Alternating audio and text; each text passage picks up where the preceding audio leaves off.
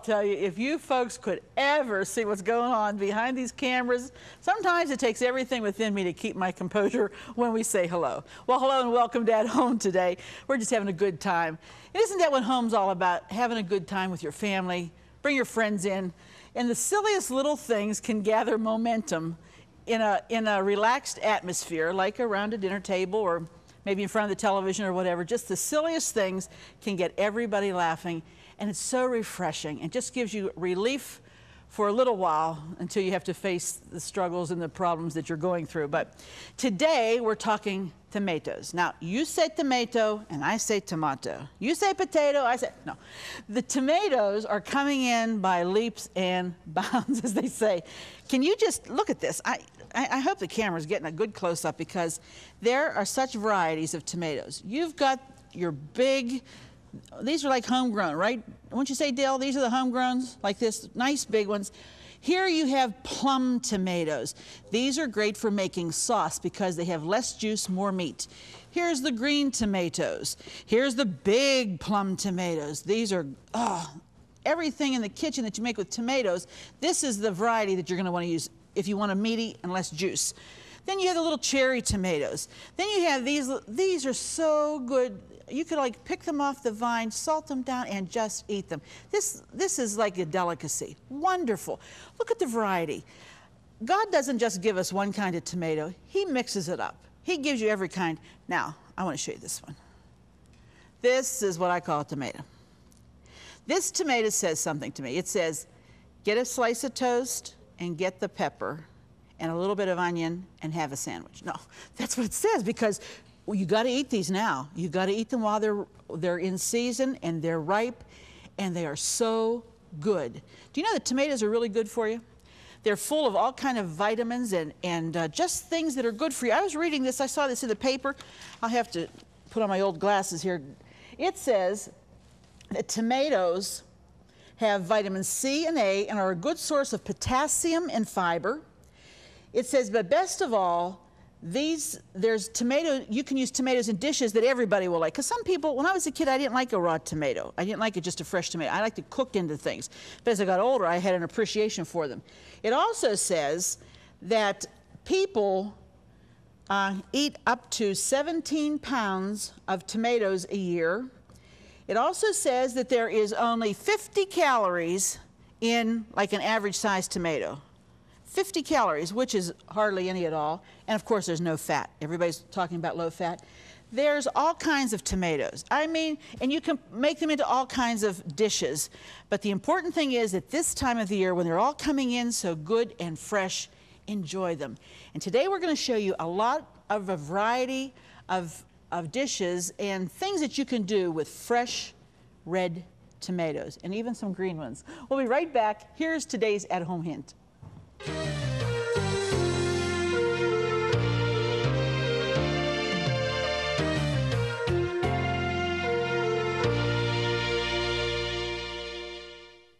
Here's today's at-home hint.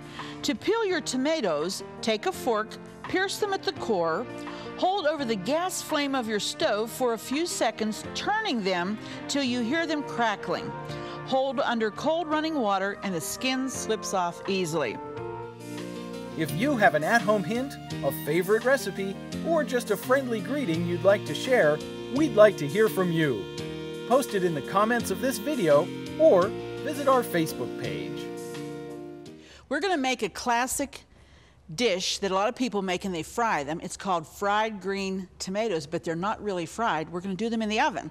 And what you do is you take about 4 large green tomatoes and you slice them down 1/4 inch thick. And then we have 2 beaten eggs and a 5-ounce can of evaporated milk. And that's what we have here in this pie plate. We're mixing this up with 1/3 cup of water, salt and pepper, and flour. Now, we mix that all together, and what you do is you take your slice of green tomato. Somebody says, why would you want to eat them when they're green? Because there's a different flavor altogether, completely different. And we're going to dip this first into the egg and the milk mixture. Then we're going to go into the flour.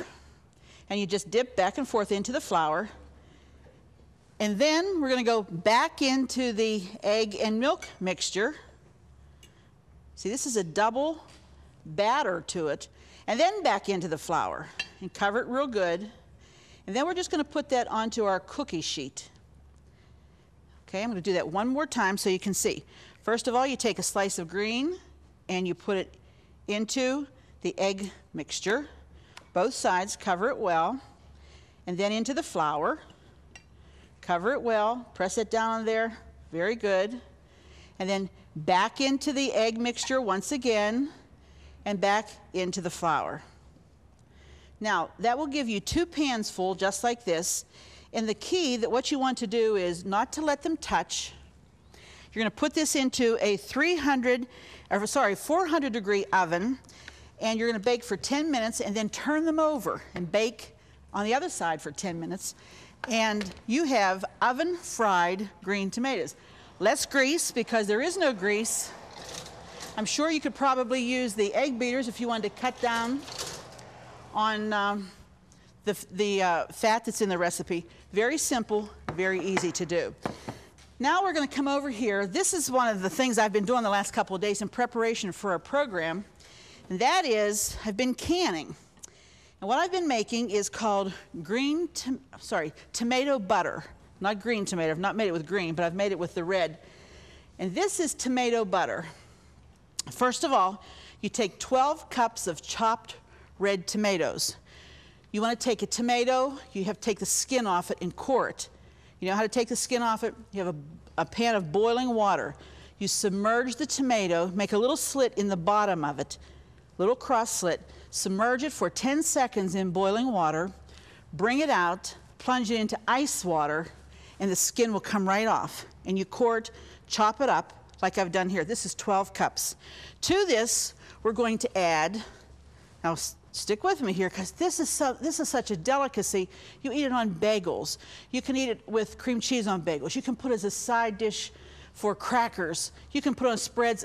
There's no limit to it. It's just a good tasting, excellent tasting side dish. We're going to take 2 whole cinnamon sticks, just stick them down in those tomatoes, and 2 whole lemons. This is lemon rind and all. We just chopped the whole, we took the seeds out, but we chopped everything else and put that in with the tomatoes. All right? Now what you're going to add is 5 cups of sugar. You say you're not going to get that in there, Arlene. I think I am. We've made it in this size pan. This is just a Dutch oven size, because once the water starts to cook out of these tomatoes, it will begin to reduce. And what you do is cook this over high heat to get it started, and then you're going to reduce it, because this will burn easily. You have to stir it really pretty often just to make sure it's not sticking. If you have a non-stick pan, by all means, this is the time to use it. You cook this about 2 hours until it gets to this consistency. Do you see that? Let me get you another spoon. Look at that. Isn't that wonderful? And what we're going to do now is can this. And the way you can this is you have to take canning jars, and you must sterilize them. I cannot specify how important it is to have clean jars, clean utensils, clean lids that have never been used before. There's nothing worse, and I've learned it the hard way, than preparing things, and you know what happens? You go to pick them off the pantry shelf in about a month, and it is spoiled, and there's mold and fungus all over the top, whatever it is. It's so disappointing because you've put all that work into it, and it's just because maybe you didn't sterilize everything, and there was some kind of a bug or something, you know, I don't know, bacteria formed. You want to be meticulous. I can't stress that enough to you. All right, so this particular recipe, you can see it, it smells so good. When you're cooking this, you think, oh my goodness. You're going to take out your cinnamon sticks. Let me go ahead and retrieve those out of here, because you would not want that to be put into a jar.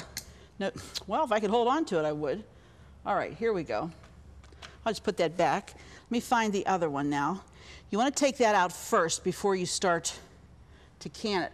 This mixture that you're going to be putting into your jars has got to be hot and boiling. You can't say, oh, it's getting too thick and I'll shut it off. Hot has to go into hot, because you're not going to do a water bath, okay? So first of all, you take your jar like this and you submerge it into boiling water, And what I do is I put my lid and my ring together. Now let me see if I can find that ring that I said nobody should ever use, because there's a gigantic dent in it. Now this came out of the brand new box. You can see it's got a dent here and it's got a dent here. It will never seal. It will not seal. You discard it. Don't even try to use it. All right, and then I'm going to put my lid already assembled down into the water. You also, the first time that you're starting this, you must sterilize this. So I put my funnel down into the water, and also my dipper that I'm going to be using, put that into the water. They have to be sterilized. Now, I'm going to bring out my jar very carefully, like this. You don't touch it. Put it there. And you're going to put your funnel right on top. Then the dipper that I have already sterilized, I'm going to bring that up, and you don't want anything to touch the rim of the jar because you will not get a seal. And you fill it to about, I'd say, 1/4 to 1/2 inch from the top of the jar. Now, you're going to take, let me put this back here so you can see what I'm going to do. You're going to take this off without getting any of that on the top of the jar. Now you're going to reach in the boiling water, get your 2 pieces, the seal and the ring, place it over the jar, just like that. Nothing or nobody's touched the top, either the rubber part of the ring here or the top of the jar. Because if you do, you'll not get a good seal, and it will definitely spoil. Next, you take your clean towel, you screw on the lid, you turn it over 1 time so that that hot mixture goes up and grabs that seal, and you tighten it, and you put it out. There's your jar. We're going to do 1 more. You say, but Arlene, I'm not used to doing, now see, this looks like it has a crack in it. I won't even think about using that. We'll get rid of that one. You say, but I don't like to use those seals and all that. Well, you know what you can do? You can save your jelly jars, but of course this isn't going to seal. But what you would do is melt paraffin, which is this right here. You can melt this slowly in a pan over your stove, and once you have that in here, you just pour some paraffin over the top, and it will seal it. Then you can put a lid on. I personally like to use the seal method better because I just feel more safer. Sometimes people don't get a good seal on that paraffin, and then it gets spoiled. Let's try it 1 more time here. Okay, we've got our jar nice and hot. This recipe, by the way, came from Naomi Brockman. I believe her name was Brockman. And she said that it's a 100-year-old recipe her grandmother used to make. And again, thank you so much, Naomi. I appreciate it. And she calls it tomato butter. And you can, this is a great idea. How about some gifts for Christmas that you can put away now? Do some of this now. You won't be running around in December saying, oh, what am I going to give so-and-so? Oh, I had all those tomatoes. I should have done something with them. Too late then. Now's the time to do it. Okay, and again, we take the funnel off, making sure that nothing touches the top of that. We get our lid out, and we apply it immediately. You want to use extreme caution here with the kids because you don't want anybody getting burnt. And when kids are running around, this is not the time for you to be canning. Wait till they go to bed or something. Get your stuff ready. Make sure you turn it over to give it the seal. The other thing I want to tell you is that in the center, there is a little, like a burp mold here. And once this seals, right now, it's sticking up like this. You can see it's concave like this. When it seals, you might walk away from there in a few minutes and you'll hear a big, like a pop. That means that it has sucked in all of the heat and it's sealed. And if you have any that have totally cooled off and that has not gone down or not sealed, then you know that you have to keep that refrigerated. But don't push it down with your finger to make it happen. It has to happen naturally. Sometimes I've even had to dump the stuff back out and get it good and hot again because it cooled down by the time I was ready to can it. Things you want to remember about canning. We'll be right back with more in just a minute. Stay tuned.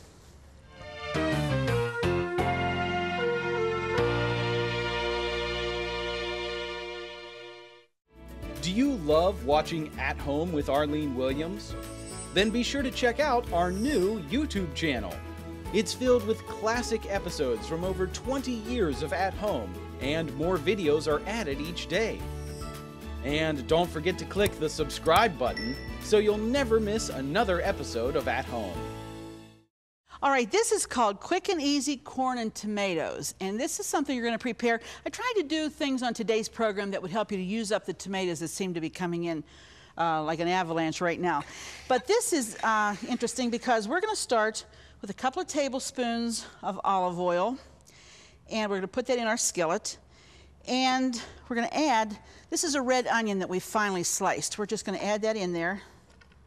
That's a pretty big onion, but we like lots of onion, right? It really flavors it good. And let me see, get a little heat going here, a little better. There we go. All right, now this is gonna saute, and we're gonna add some garlic. This is about a couple of cloves of garlic. If you like more, add more, no problem. One thing I'm always mindful of at this time of the year when all of this produce and stuff comes in is God's bounty. There's so much. You know, just think about 1 year if God just didn't let the sun shine, or if we had so much rain it rained everything out, and we would have very little. You know, we take for granted that the sun will come up every day, the rain will come to nurture the ground, and yet God has provided all of that. And have you ever thought, where would we be if that didn't happen? Horrible thought. Awful to think about. But I'm thankful that He's very faithful. Now, when we go to the beach, like we did this past summer, and I always get these little pamphlets that say, you know, the tide will come in at a certain time and tide will go out. God is so consistent they can even publish when the tides are going to come in and out for a year in advance, because He is a faithful, consistent God. Tell you, nobody like Him. All right, these are going to cook. This is supposed to cook for about 3 minutes, just until 3 to 5 minutes, until it gets soft. But I'm going to go ahead and I'm going to add, this is 6 large tomatoes. We've got those fried, you want to come in, Sandy? She's going to check on our fried green tomatoes, see how they're doing in the oven, because we have to turn them after 10 minutes, and we want to do that. Now we have, there we go. Now we've just quartered and cut into wedges the ripe. These have to be good and ripe. You don't want to use the unripe tomatoes. Let them ripen up until they're real good. And we're going to add some fresh basil. 1/4 of a cup of chopped fresh basil. Now, there's nothing in the world that smells like basil except for basil. It's wonderful. You're going to let this cook down for about 15 minutes. It's going to simmer because this is all going to cook down. And then after 15 minutes, we're going to stir in the 3 cups of cooked corn. It's a good way to use up some corn on the cob you had the night before, and you think, oh, we just can't eat anymore. Slice it off the cob. Use it in this the next day, all right? I'm going to go ahead and put the lid on this and show you something else, because this needs to cook a while before we add the corn. There we are. Okay, now, I wanted to show you a tomato and cheese salad. This is Paul's all-time favorite. And he always gets a hankering for this in the middle of winter when you can't find good fresh basil. But this is called cheese and tomato salad. We've made it on the program before, and I've had so many people writing saying how much they enjoyed this salad because it's very easy. Sliced tomatoes, slices of mozzarella cheese, and you variegate them. A slice of tomato, slice of cheese, slice of tomato, slice of cheese, till you cover your platter. Then you take some onions and you cut them and separate them into rings. Then that way, if someone doesn't want the tomato, they can pull it out. You take 1 cup, again, this is probably a little bit more than a cup, of basil leaves. Now, my friends at Jordan's provided good basil. This is fresh, good, tasty basil. And we're going to put that in there. And to that, we're going to add, I'm going to add some, well, I'll measure it, okay, about 3 tablespoons of red wine vinegar. And just put that in with the basil. That's 3, all right? If you like it stronger, use more. Then, just because we're in a hurry, I'm going to use, this is going to chop this up and dice it. Then we're going to put about 1/2 cup of oil, and it's going to do it in a stream because it's really important that we get this all chewed up. It has to be real fine. You can do this in your food processor if you want to. and just keep working with it. This needs to be chopped up very fine. You're going to pour that all over your tomatoes and all in the cheese and the onion. I tell you what, if you can't eat it all one night, put it away. It's even good the next night. It's great. You will not want to not make this, especially when all those tomatoes are coming in. It's great. Now I have to get the lid off of this. Excuse me 1 minute. I have a couple of another recipe that's for a tomato salsa. If we don't get time to make it today, I'm going to include it in the newsletter that you'll be learning how you can receive in just a few minutes. But it's a very simple one and the one that your family's going to enjoy. You start adding the oil to this very, very slowly, because what you want is for this to mix very well. And when you pour that on top of that cheese and tomatoes and onions, oh, you have not tasted anything quite like this. Little bit more. I think we have a bit more than a cup. Now some people would want to use the dried basil. You know what? I don't have a taste for dried basil, not when I'm used to eating and using the fresh. It is so good. You're just going to enjoy it. And again, like I said, I make this a lot in my food processor at home. It's very easy to do. So enjoy, okay? Well, I think we've got to add our corn. We've got our rice cooked. We're going to come back with our final comments about this program. We'll be back in just a minute.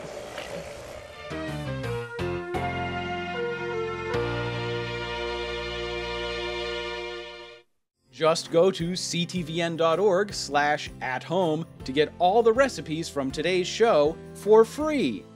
That's right, no subscriptions. They're available online at no cost, and more are being added each day. So join us at ctvn.org/athome to get today's recipes now. Before we show you the completed all the dishes that we made today, I'm going to put this salsa together. A couple of cups of tomatoes, chop them up fine. A little bit of red onion, chop it up fine. Really just throw all of this together in the bowl and then you enjoy it. A little bit of brown sugar, a couple of tablespoons of brown sugar. Here's some chopped up chilies. You can either use that or the jalapenos, whichever you prefer. There's some raisins, about a half cup raisins, and a couple of cups, I think it's two sweet apples, now that I remember, and the juice of a lemon, just probably to make sure that the apples don't brown, and a little bit of cinnamon.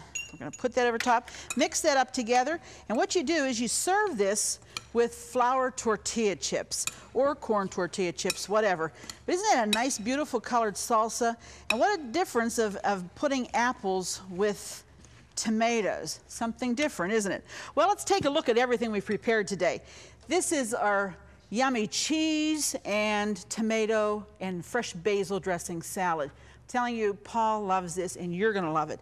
Here's our tomato and corn skillet dinner, because you put it over a bed of rice. You see how that has just cooked down. The tomatoes are falling apart. Good basil in that too. And I just did a sprinkling of cheese. You could even actually grate some cheese in that, like maybe a Swiss or provolone or something like that if you wanted to. There's the tomato butter. You can see it down there that you would put on a bagel with a little bit of cream cheese and dip some of that good tomato butter. Oh my. And here are the onion fried green tomatoes. And I'll tell you, make sure you put oil on your cookie sheet, because that's what fries them up. I want to thank Jim and Sandy Mills for some of the tomatoes, and of course our great friends at Jordan's, because they always give us the best produce. So be sure to join us the next time, because it just wouldn't be the same without you here at home. We'll see you then. Bye-bye.